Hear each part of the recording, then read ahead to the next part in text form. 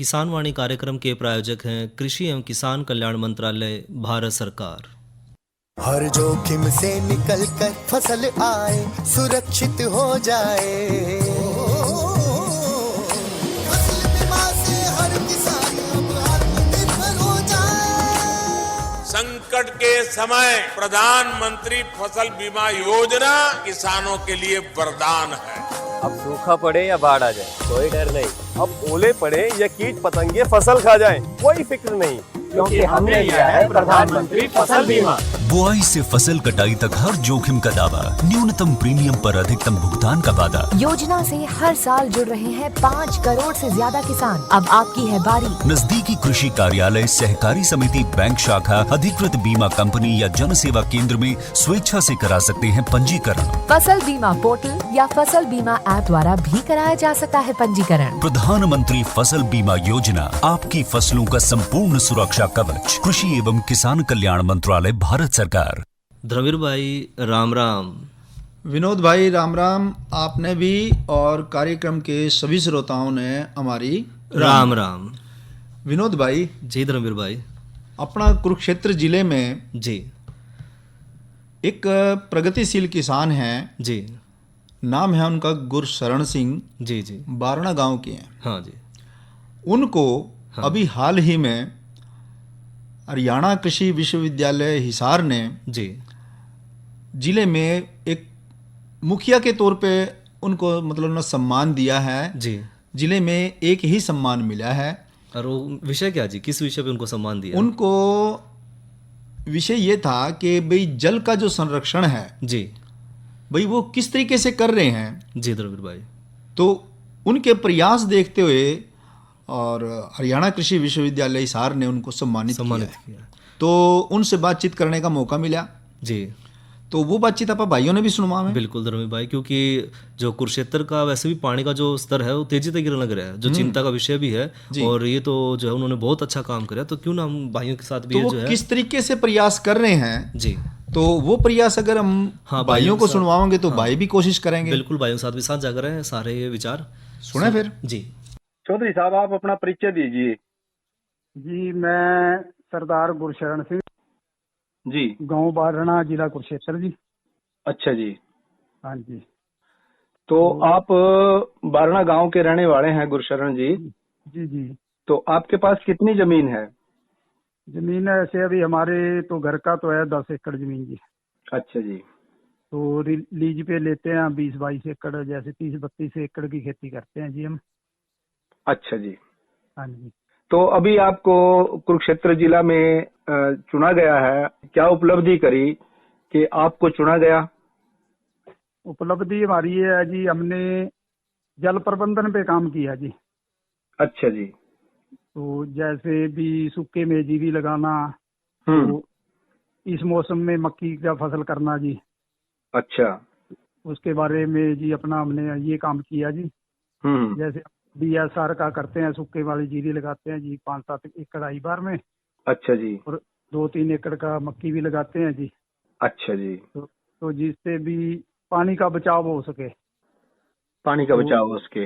हाँ, ये एक फसली चक्कर, जैसे मान लिया अभी फसली चक्कर भी अपनाया जा सकता है ना। अभी जीरी को छोड़ के दूसरी फसल क्या कर सकते हैं हम जी। ये तो बहुत अच्छी बात है गुरशरण जी। जी। तो लेकिन ये है कि भी आप ये जो खेती कर रहे हैं इस तरह की, जो आपने जल प्रबंधन के बारे में जो आपने खेती शुरू की, तो ये आप कितने साल से शुरू कर रखी है आपने? ये लगभग 4 साल हो गए जी मेरे को ये काम करते हुए। 4 साल हो गए जी। तो 4 साल से पहले आप खेती किस तरीके से करते थे? तो पहले तो आम जैसे मान ले खेती होती थी, जीरी दूसरे मान ले जीरी पानी वाला जीरी लगाते थे, दूसरा और कोई खेती मान ले करते नहीं थे। तो चलो दूसरा हमने जैसे मान ले फसली चक्कर भी अपना रखा है ना। अब जीरी के बाद जैसे आगे सब्जी लगाएंगे जी हम, सारा 20 एकड़ में हमारा सब्जी होगा। अच्छा जी। जिसमें मटर होगा, आलू होगा जी। तो मटर के बाद में हम अपना अगला फसल बोएंगे, जैसे मूंगी बो दिया जी, मक्की लगा दिया जी, तो कुछ सब्जी लगा दिया जी दोबारा से। जी। तो उसमें क्या भी, उसमें एक तो हमारा जो आमदन का सोर्स चलता जी हमारा जी। तो जैसे क्यों लगातार बार बार बदल के फसलें करेंगे तो उसमें तो हमारी जो आमदन भी चलती रहती है जी। हाँ हाँ। तो कुछ ऐसे अभी अब मान ले हमारे खेत में अगर 10, 20, 50 लेबर भी काम करेगी आके, हाँ हाँ, तो उनको भी, लेबर को भी काम मिलता है। बिल्कुल। हाँ जी। अब जैसे जीरी के बाद में हम करेंगे मटर का खेती करेंगे जी, आलू का खेती करेंगे, उसमें मटर तैयार होगा, फिर लेबर तुड़ाई करेगा उसका, बाद में मूंगी लगेगा, मूंगी का तुड़ाई होगा, मक्की लगेगा, मक्की का तुड़ाई होगा जी।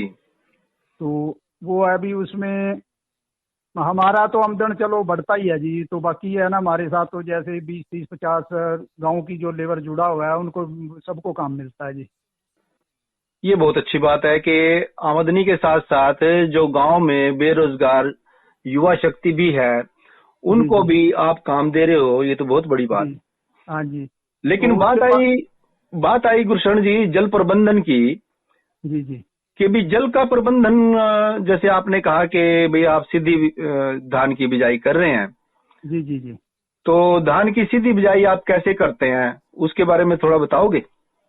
जी उसमें मान ले 2-3 तरह से होता है जी। वो जैसे मान ले सूखा खेत हमने पहले तैयार बना दिया जी। अच्छा। तो उसमें एक तो जीरी लगाते हैं बत्तर में, जैसे भी खेत बत्तर में कर लिया तो उसमें ड्रिल कर दिया जीरी जी। तो एक जैसे सूखे में ड्रिल करके तो बाद में उसमें पानी लगा दिया। तो उसका क्या भी अपना उसमें पानी की बचत ये होगी हमारी भी। आज हमने जैसे उसमें बिजाई कर दिया जीरी का, हाँ। तो हर 5-6 दिन बाद में पानी देंगे। तो अब जो दूसरे वाला जो जीरी है ना उसमें तो लगातार पानी लगाना पड़ता है जी। हाँ, उसमें तो पानी खड़ा रहना चाहिए। हाँ खड़ा रहना चाहिए। इसमें खड़े का कोई मतलब नहीं है। इसमें तो ऐसे अभी 5-6 दिन बाद जिस दिन जी अपना मान ले भी मन माना तो भी आज पानी लगाना भी इसमें लगा दिया। मतलब जिस तरह और फसलें बत्तर आ जाती है तो उनको फिर पानी देते हैं इस तरीके से। हाँ जी इसी तरीके से देते हैं जी इसमें भी जी। तो इसमें कोई और अलग से कोई समस्या नहीं आती खरपतवारों की या वो और तरीके कोई? ऐसे है ना, देखो पहले तो थी जी, पहले थी इसकी जो समस्या थी खरपतवार की समस्या थी। तो अब तो ऐसे अभी दवाइयां आ गई जी बहुत ज्यादा। तो उससे कंट्रोल है। कुछ मान लिया भी जैसे कोई थोड़ा बहुत रह भी जाता है तो लेबर से निकलवा देते हैं। उसमें भी अब मान ले हम अगर पैडी को जीरी को मान ले उससे लगवाएंगे, लेबर से लगवाएंगे तो 3500 रुपया लेबर लगती है जी हमारी जी। तो अगर उसको बाद में जैसे थोड़ा बहुत खरपतवार निकलना है तो क्या उसमें 500-700 हजार रुपये का खर्चा होगा सारा। मतलब उसमें पैसे की बचत है। पैसे की बचत है, दूसरा है टाइम की बचत है जी। देखो ऐसे अभी अब हम काम कर रहे हैं तो एक गारे में गिल्ले में काम करना है उसमें दिक्कत ज्यादा आएगी, सूखे में काम करना दिक्कत कम आती है जी। जी। तो हाँ जी। तो ये अभी उसमें मान ले हर तरह की बचत है जी हमारी। पानी का बहुत बचत है जी। पानी अभी अब दूसरी जीरी को तो रोज 1-2 घंटे पानी लगाना पड़ता है। तो इसको अभी 5-6 दिन के बाद पानी देंगे, घंटे में 2 घंटे में अपना काम हो जाएगा जी। जी। तो दूसरा उसमें एक बेनिफिट हो रहा है जी, जैसे अपने बरसात हो रहा जी लगातार। हाँ हाँ। तो जितना भी पानी ऊपर से आएगा ना सारा जमीन में जाएगा जी उसका। हाँ। तो सबसे बड़ा बेनिफिट तो ये है अभी हमारा जो पानी जितना भी ऊपर से आएगा ना तो क्यों उसका ऐसा सूखे का सिस्टम ऐसा भी उसमें जमीन का जो है ना रेसे खुले रहते हैं जी। तो सारा जितना भी अब बरसात हुई है, अच्छी बरसात होगी या डोल के ऊपर से पानी हो गया तो घंटे के बाद पानी खत्म हो जाएगा उनका सब। यानी खेत के अंदर जो पानी है वो जज़ब हो जाएगा। ये और यही जल का संरक्षण भी है। हाँ जी जी जी। कि वो पानी जो बह करके बेकार चला जाना था वो खेत के अंदर जज़ब हो जाएगा। हाँ जी वो पानी जो खेत के अंदर ही जाएगा सारा, तो बाहर नहीं जाएगा अपना मान ले खेत बह के नहीं जाएगा। बहुत अच्छा। हाँ जी। तो उसमें ये है ना उसमें 2 बेनिफिट होंगे हमारे को। जैसे एक तो अब खेत में पानी आया बह के चला गया तो ऊपर से जितना भी उसका अब हमने जो उसमें खाद डाला कुछ भी डाला वो भी बह के चला जाएगा। तो ये अगर पानी जो अपने खेत में जाएगा ना तो सारा खेत में ही लगेगा हमारे जो जितना खाद दवाई है जी। तो ये जो आपने मान लिया इस तरीके से जो आप खेती कर रहे हो धान की जी, तो फिर जब बात आती है पैदावार पे जी, क्योंकि जमींदार तो जो काम कर रहा है वो पैदावार के लिए कर रहा है। ठीक है जी। तो गुरशरण जी, आपने देखा होगा कि जो ये आप सीधी बिजाई करते हो धान की, जी, जी। इसकी पैदावार में और जो दूसरी जो परंपरागत तरीके से जो जमींदार भाई खेती कर रहे हैं धान की, उसमें जी, जी, अगर दोनों की पैदावार का फर्क देखें तो कितना फर्क है या नहीं है? नहीं है फर्क तो इसमें है, नहीं इसमें बेनिफिट ज्यादा जी। इसमें जो खर्चे कम हो जाएंगे हमारे सारे जी। तो जैसे लेबर का खर्चा कम हो जाएगा जी। हम्म। तो दूसरे जैसे बीमारियों का खर्चा कम हो जाता है जी इस जीरी में। इसमें जैसे मान ले सूखे वाली बिजाई है, इसमें बीमारी कम लगती है जी। जैसे ब्लास्ट का बीमारी है, ब्लास्ट का कम आता है जी इसमें। तो जैसे पैदावार अगर मान ले 1 क्विंटल 2 क्विंटल घट भी गया ना, तो उसमें ये है कि दूसरे फायदे हमारे ज्यादा हो जाएंगे जी इसमें। जी। तो इसलिए हमारे को तो आज तक दिखा नहीं जी इसमें कोई नुकसान होता हो। तो दूसरी बात आपने मक्का की कही कि मक्का की भी जो खेती है, जी, तो जी। उसमें आपको कितनी सफलता मिली, इस बारे में भी आप बताओ, और कैसे सफलता मिली? सफलता ऐसे है जी, देखो हम मान ले मक्की का खेती कर रहे हैं जी। जी। तो मक्की में तो हमने लगा दिया, तो उसमें तो अभी मक्की तैयार करने में 5-6 पानी लगेंगे जी अब जो। अच्छा जी। या बरसात हो गया फिर तो 2-3 में ही काम चल जाता, नहीं तो 5-6 पानी में काम चलेगा जी। तो हमने अब जून के 1 तारीख को मक्की लगाया था जी, 2 तारीख को।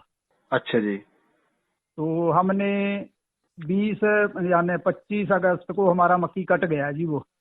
अच्छा जी। तो जैसे हमने माले साइलेज में उसको दे दिया जी। साइलेज में हमारा 40,000 पर एकड़ के हिसाब से बिका जी। तो उसमें हमारा बेनिफिट ये हो गया भी, एक तो 2 महीने के बाद मान ले हमारे को पैसा मिल गया जी। तो दूसरा है भी अब खेत हमारा खाली, आगे दूसरी फसल का तैयारी फिर हो गया आगे जी। तो उसमें एक तो मान ले पानी का बचत हो गया, फसल उतना ही हो गया हमारा जी। तो अगर मान ले जिस खेत में हम धान लगाएंगे तो उसमें पहले खर्चा पूरा 18-20 हजार रुपये का खर्चा है जी 1 एकड़ का। यानी कि खर्चे में काफी बचत हो सकती है। बहुत बचत हो सकती है जी इसमें। जी। तो आप हमारे जो किसान भाई हैं उनको क्या संदेश देना चाहेंगे, क्या सलाह देना चाहेंगे? सलाह हमारी तो अपना किसान भाइयों को सलाह यही है भी आप जैसे भी है नई तकनीक से खेती करो, तो जितना भी हो सकता है। जैसे अब ये मान लो पराली प्रबंधन है जी। तो पराली प्रबंधन का भी सही तरीका यही है भी आप हमारे जो जितने अवशेष बचते हैं दाना निकालने के बाद, तो वो अगर हमारे खेत में लगेंगे तो हमारे आगे जैसे उर्वरक कम डालने पड़ेंगे हमारे को, जो खाद है जैसे वो कम डालना पड़ेगा। तो उर्वरक जितने भी है वो हमारे खेत में ही लगेंगे, जितने इसके बचे हुए अवशेष है ना। तो हम 3 साल से लगातार 4 साल से हमने आज तक हमारे खेत में 30 एकड़ की खेती कर रहे हैं जी। हमने आज 4 साल हो गए, हमने आग नहीं लगाया जी कभी भी। तो ये तो बहुत अच्छी बात है। तो लेकिन गुरशरण जी, आपने इतने अच्छा काम आप कर रहे हैं जी जी, तो इस अच्छे काम के लिए ही आपको चौधरी हरियाणा कृषि विश्वविद्यालय हिसार ने इस साल आपको चुना कि भाई आपको सम्मानित किया जाए। तो इसी वजह से शायद आपको पूरे जिले से आपको सम्मानित किया गया है। ठीक है जी। हमारे ऐसे है ना, देखो हमने तो हमारे को कुछ सहयोग है, जैसे भी अपना कुरुक्षेत्र में KVK वाला जी जी, तो सरकारी यूनिवर्सिटी है जो, वहाँ से कुछ सहयोग डॉक्टरों ने हमारे को दिया। उन्होंने आगे हमारे को बताया भी आप ऐसे करो जी। तो हमने उनका सलाह मानना, उनके साथ चल के हमारे साथ भी उन्होंने अपना उनके सहयोग से ही हमने ये खेती शुरू कर दिया जी सारा। यानी कि आपने वैज्ञानिक तौर पे और वैज्ञानिकों की सलाह मान करके आपने खेती शुरू की और लाभ कमाया। हाँ, लाभ कमा रहे हैं जी हम तो आपने हमारे से बातचीत की गुरशरण जी, आपका बहुत बहुत धन्यवाद। तो सुनी फिर बात विनोद भाई? बिल्कुल सुनी भाई। और देखो किसान भाई जब नया कुछ करेगा तो जरूर फायदा भी होगा। बिल्कुल भाई। और अगर नया करते वक्त अगर जो साइंसदानों की, कृषि वैज्ञानिकों की अगर सलाह पे चलेंगे तो फिर नुकसान का कोई कारण नहीं रह जाता। बिल्कुल भाई। और धर्मवीर भाई साथ में चलते चलते एक समस्या की और बात कर लें कि जो बेर के बाग हैं उसमें आने वाले अगले महीने यानी अक्टूबर नवंबर में एक बीमारी है पाउडरी मिल्ड्यू या सफ़ेद चूर्णी रोग भी कहते हैं इसने। तो यह समस्या ज़्यादा देखी जाओ है। तो जिन भाइयों ने बाग लगा रखे हैं बेर के तो वह थोड़ा सा पहले सचेत हो जाए, चौकस हो जाए। हाँ, सचेत हो जाए, चौकस हो जाए पहले।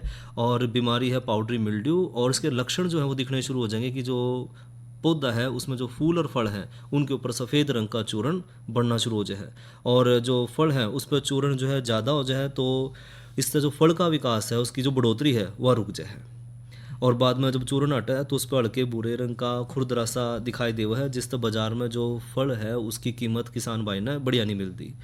और साथ में जो शुरू में फूल है और फल है उस पर आक्रमण हुआ है तो फूल और फल गिरने शुरू हो जाए जिससे पैदावार कम हो जाए और जो किसान भाई हैं उन्हें नुकसान हुआ है। तो ये तो बात विनोद भाई आपने ठीक समय पे ठाली जी।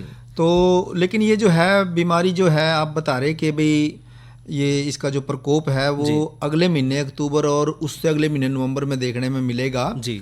तो क्या ही बेहतर हो कि भाई हम पहले ही चौकस हो जाएं। हाँ बिल्कुल। और जो किस तरीके से हमने नियंत्रण करना है और ये कौन पर एक तो बात बताओ, नियंत्रण की तो बात बाद में करेंगे जी। आप ये बताओ कि ये जो रोग है हाँ जी ये कौन कौन सी किस्मों पे ज़्यादा लगता है? धर्मवीर भाई ये रोग जो है उमरान गोड़ा, कैथली और इलायची जो किस्म है उसमें ज़्यादा देखा जाओ है जी। और इस रोग का जो कारण है वो है ओडियम एरिसोफायरिस कवक यानी कि फफूंदी से होता है। फफूंदी तो है वो। तो इसका बचाव क्या करें विनोद भाई? किसान भाइयों को बचाव के बारे में बताओ। धर्मवीर भाई किसान भाई जो है इसमें रोग तो बचाव खातर 0.1% कैराथीन 1 मिलीलीटर दवाई 1 लीटर पानी में घोल कर उसका पहला छिड़काव फूल निकलते ठीक पहला और दूसरा छिड़काव जब फल जो है मटर के दाने के बराबर हो जाए तो दूसरा छिड़काव कर दें और दोबारा फिर 15 दिन के अंतराल पर 2 या 3 छिड़काव कर दें जी। अगर यह दवाई ना हो तो जो आपने बताई, कौन सी दवाई बताई आपने? कैराथीन।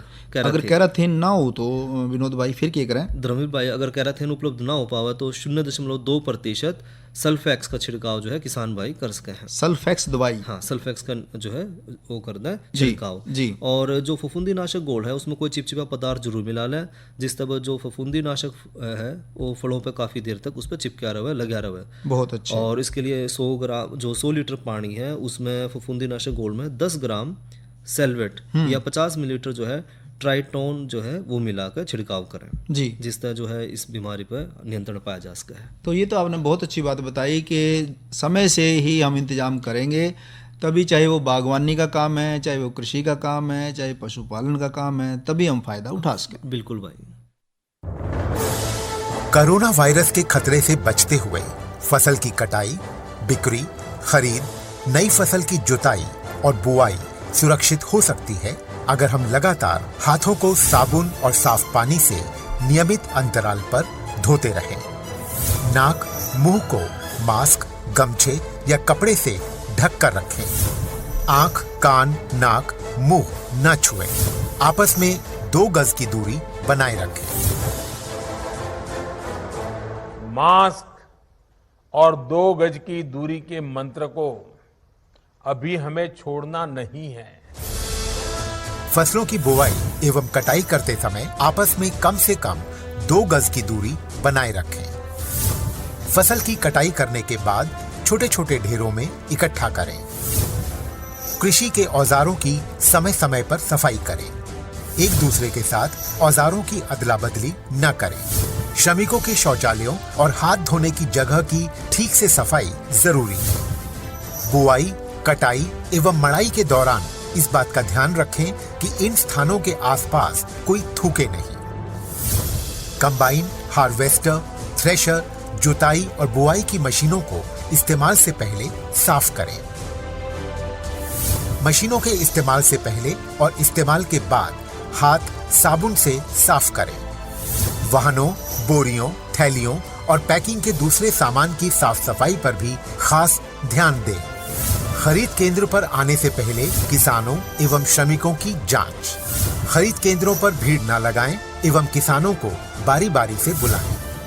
गोदामों पर खरीदी हुई फसल को लेने में शीघ्रता करें ताकि किसानों एवं श्रमिकों को रुकना ना पड़े।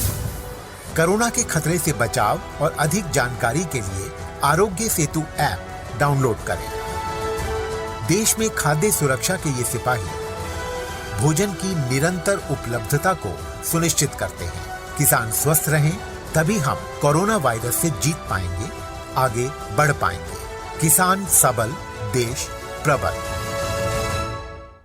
विनोद भाई। जी धर्मवीर भाई। तो अब करा दें भाइयों का मनोरंजन। बिल्कुल भाई। और रागनी सुनवा रहे हैं रामनिवास शर्मा की आवाज में, और किस्सा लिया है श्रवण भगत का। लो फिर। और मौका रहेगा उस वक्त का कि जब श्रवण को राजा दशरथ का तीर लग जाता है जी, और वो जख्मी होकर पड़ जाए। हाँ। तो तीर लगते ही वो आवाज लगाता है कि भाई कोई सुनता हो, कोई मनुष्य हो, कोई पक्षी हो, कोई पखेरु हो, जो भी सुनता हो, हाँ, भाई मेरी बात मेरे माँ बाप तक पहुँचा दियो। तो उस मौके की रागनी सुना फिर कि अब दरुण दशा दिखाओगे। बिल्कुल। जी।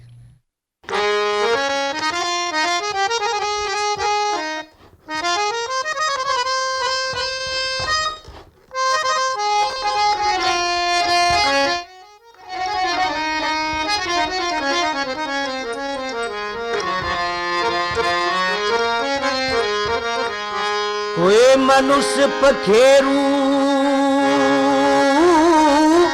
सुनता होते, मेरे मात पिता ने कहियो जाके याद नील पे, अंधे तपस्वी दर्शन दे जाएंगे। मनुष्य पखेरु सुनता होते, मेरे मात पिता ने कहियो जाके याद नील पे, अंधे तपस्वी दर्शन दे जाएंगे मन आके।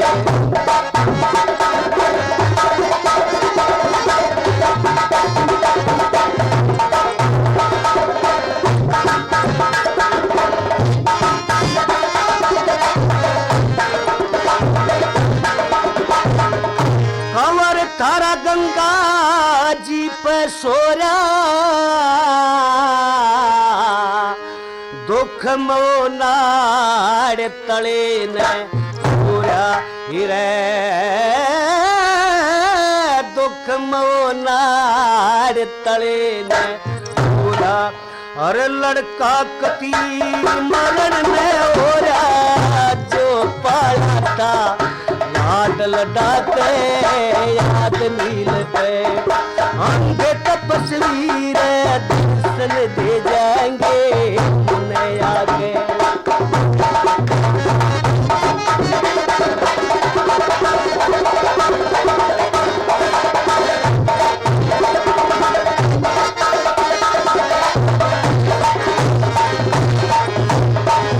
मानस का कुछ ना चले चारा, थारे तो आज पाट लिया थारा हिरे, थारे तो आज पाट लिया थारा, और श्रवण रोवे दिल का प्यारा, तो चलो मैं पाठा के याद नील पे, अंधे तपस्वी दर्शन दे जाएंगे मन आके।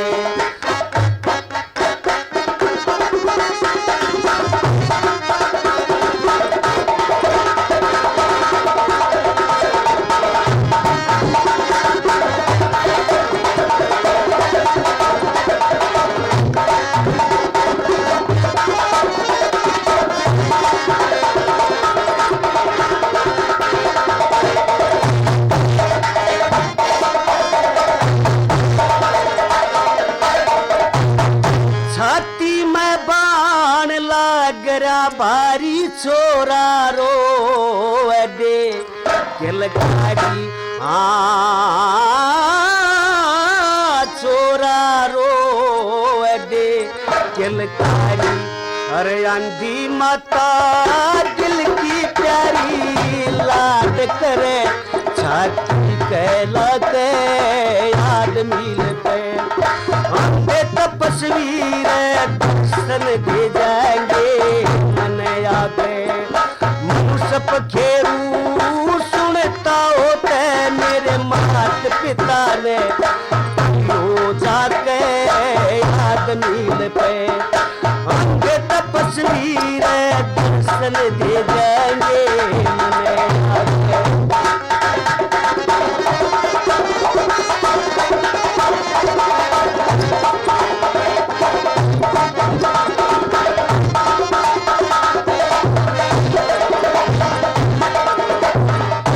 जिस पर करड़ा हो जार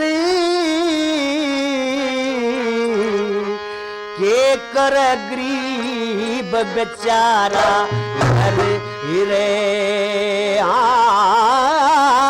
के कर गरीब बेचारा अरे माई चंद का काम दुआन पर सारा हाल सुना दूंगा के याद नील पे अंधे तपस्वीर दर्शन दे जाएंगे मन आते मनुष्य खेरू सुनता होते मेरे मात पिता ने हो जाके याद नील पे अंधे तपस्वीर दर्शन दे जाएंगे मन आते।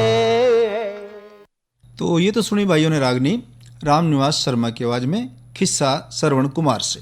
और धर्मवीर साथ में मौसम की और बात कर लें तो आज का अधिकतम तापमान रहा 32 डिग्री सेंटीग्रेड और न्यूनतम तापमान रहा 24 डिग्री सेंटीग्रेड और आने वाले कल का अधिकतम तापमान रहने की संभावना है 26 डिग्री सेंटीग्रेड और न्यूनतम तापमान रहने की संभावना है 24 डिग्री सेंटीग्रेड और साथ में जो है बूंदाबांदी की जो है संभावना रहेगी। और बात करें सोमवार को जो किसान वाणी कार्यक्रम में विषय रहेंगे, चर्चा का विषय रहेगा भेड़ों में संतुलित आहार का महत्व और आज की नसीहत के तहत चर्चा करेंगे बागों में सूत्रकृमि की समस्या और समाधान पर।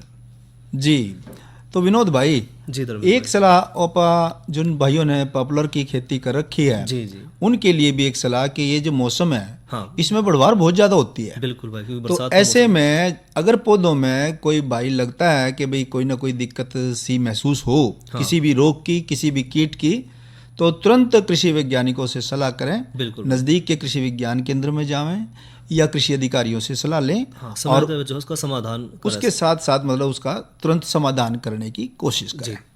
तो कार्यक्रम के इस भाग के प्रायोजक थे कृषि एवं किसान कल्याण मंत्रालय भारत सरकार। अरे अरे अरे क्या कर रहा है? इधर इधर इधर हम बोल रहे हैं तेरे बीजू का। उतला बोल रहा है? पक्षियों से तो हम खेत को बचा लेते हैं पर इन घातक रसायनों से कैसे बचाएं? मतलब? देख बेटा तू जो ये अंधाधुंध रसायन मिलाता है ना मिट्टी की सेहत बिगड़ने लगी है और जब माटी ही कमजोर पड़ जाएगी तो उपज कैसे सेहतमंद होगी? अरे पहले ऐसा नहीं था, पूछना अपने बड़े बुजुर्गों से कैसे फसल लहलहाती थी, शुद्धता झलकती थी। हाँ माटी भी तंदुरुस्त और लोग भी। अरे अब पहली वाली बात कहाँ, पर अब तो सब यही डाले हैं। सब नहीं, आज भी लाखों जागरूक किसान परंपरागत विधि से फसल उगा रहे हैं, खर्चा कम और उपज की कीमत भी बेहतर पा रहे हैं। सच है? रे बेटे एक्सपीरियंस से बता रहे हैं, धूप में बाल सफेद नहीं किए हैं। हाँ। ठीक है भाई, मैं भी आज से जैविक खेती शुरू करूंगा। माटी से प्रेम की परंपरा है, परंपरागत खेती।